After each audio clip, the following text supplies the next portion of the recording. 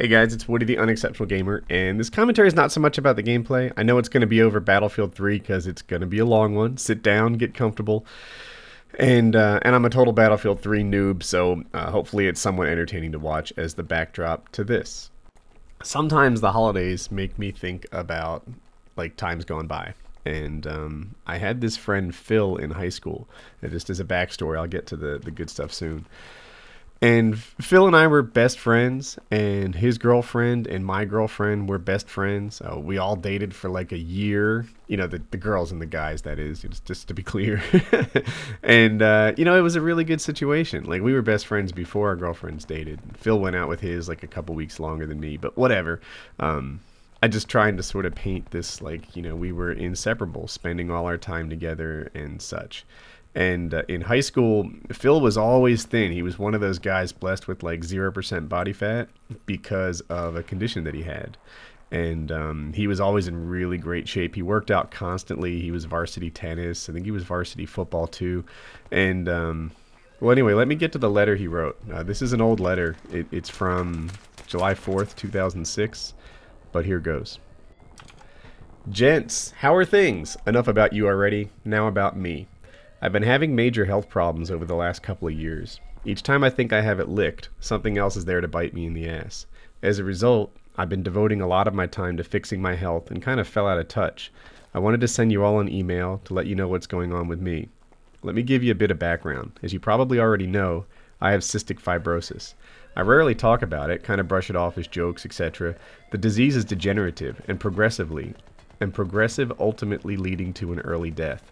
My whole life, I had a fairly mild case of it, able to maintain it well and not let it impact my day-to-day activities of life. It seems like this is not the case anymore. I wanted to keep you informed. The disease is genetic, meaning you are born with it and non-contagious. My underlying problem is that the defective gene does not transmit chloride effectively through membranes in your body. This screws up the digestive system and the lungs, along with other things as well, reproductive system, etc. The lungs are deteriorating is the most severe problem. Inside the lungs there is mucus, but the cystic fibrosis mucus is very sticky and thick, making the bacteria difficult to clear. When I catch a cold, the bacteria finds a home in the mucus.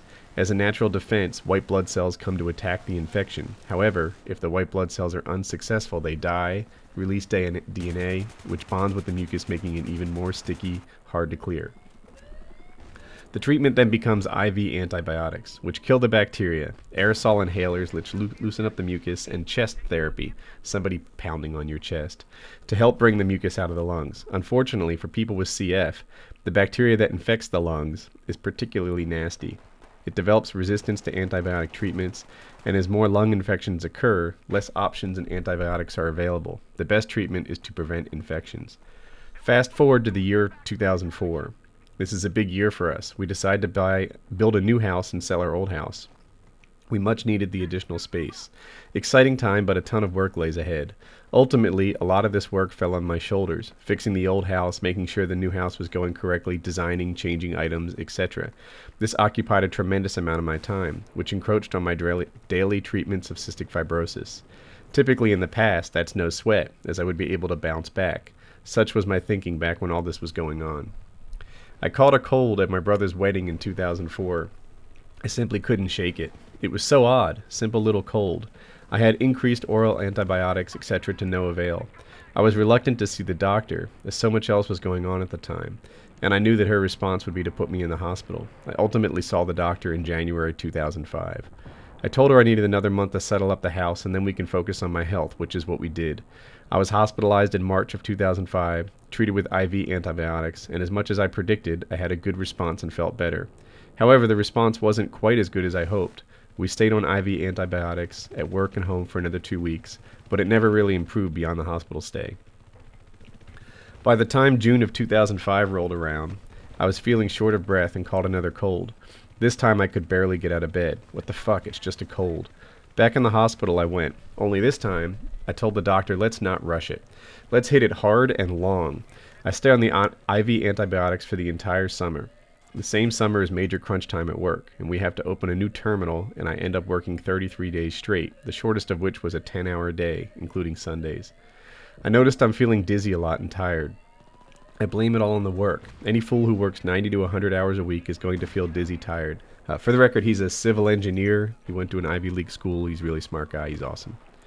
Finally, the terminal opens and we stop the antibiotics. I didn't improve any better during the summer long course treatment, but I also didn't get worse, which considering the work I was doing is a huge positive.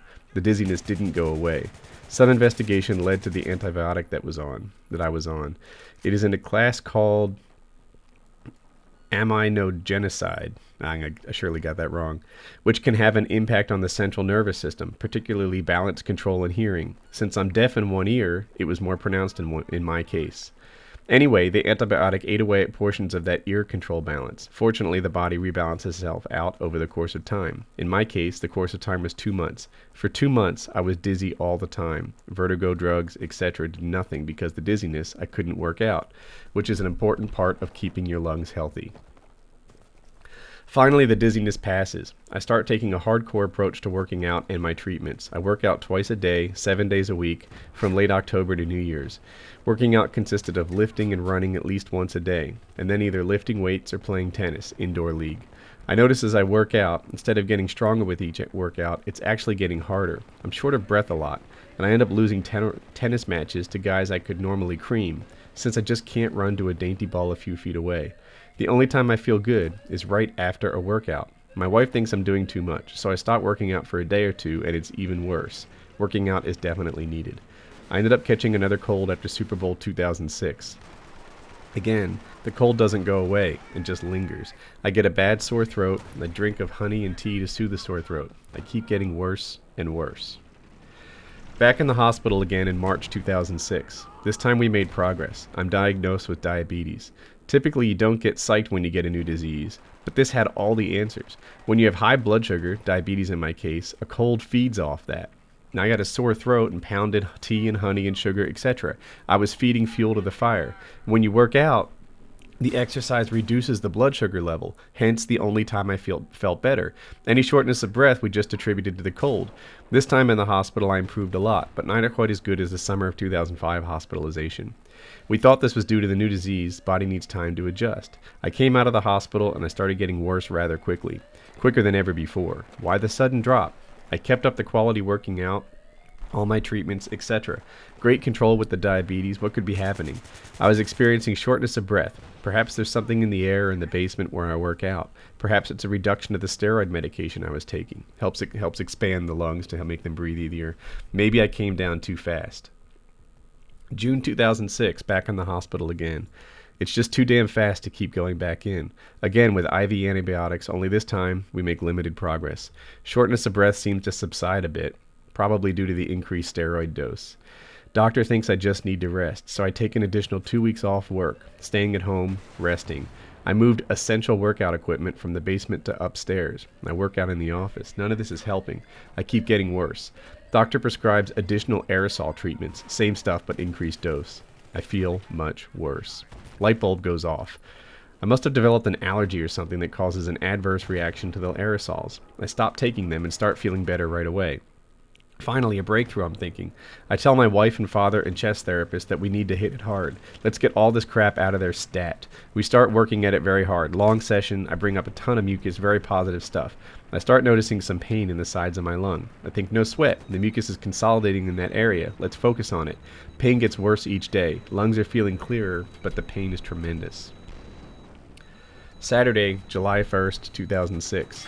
The pain is so intense, I can't handle therapy anymore. I call the doctor and she tells me to hit the ER as a precaution. We are looking for a pneumo, collapsed lung, and any type of heart blood clots, or possibly a cracked rib. 9 hours of ER madness turns out nothing. They send me home with some weak pain medication. Sunday I lay low. Pain is still there, but most likely I'll be back in the hospital this week. I hadn't written this email in the past, as I was always waiting for the end result, solving the problem. But now I'm just not sure what or where it will come to, so I figure I'd send it out now so at least you know what's been going on. What the future may hold? I'm pretty sure this chest pain is just a bruised rib or something to that effect. The steroid medication is having a negative effect on your bone density and makes you sensitive to bruising. By hitting it hard, we probably cause damage. If that's the case, it's just some TLC and rest, and I need that, and hopefully I'll get better. The flip side of it is something else, possibly worsening of my CF. Though nobody explicitly tells me this, it's inevitable. The long-term treatment of cystic fibrosis involves a double lung transplant, for which I'll be going on to a waiting list. There's a whole separate ordeal that I'm trying to pull off for as long as possible, but at least until I can accumulate some waiting time now. There's been a lot of progress in lung transplants over the years, but it's still a very difficult procedure. It may ultimately buy an additional 5 years of life for me after the transplant is successful. Anyway, I'll try to keep you posted on my progress a bit better in the future. I trust you and your families are having a wonderful 4th of July and still keeping a positive attitude, and I haven't lost my desire to fight. Watching those bombs bursting in the air always inspires me to keep going on. Remember to drink for those who can't. This is Phil a few months later. He's wearing a vest, and those tubes send oxygen into it and compress and uncompress the thing and give it this like pulsating sort of banging, and that thing in his mouth is a nebulizer. It's used to deliver medicine directly to your lungs and I guess help break up the mucus that he had. This is the next letter that I got for him. Gents, thanks for all your thoughts and concerns. Just to keep you updated, I spent the last 2 weeks in the hospital treating all my issues. Bottom line, I'm doing much better. I still have the pain in my side, which feels like someone giving me the shiv on an hourly basis. But I'm on plenty of painkillers, which dulls the shiv to a mild blunt. This allows me to tolerate the chest therapies, which have helped the lungs recover. On the flip side, it's the chest therapies that make the process of healing the pain awfully slow. Another week or two and I should be in good shape. I get out of the hospital tomorrow, and it's back to work next week, which is much needed as daytime TV sucks beyond belief. There's only so much Montel, Springer, and Oprah that a man can tolerate. Hopefully this time I don't regress as in the past and actually continue to improve.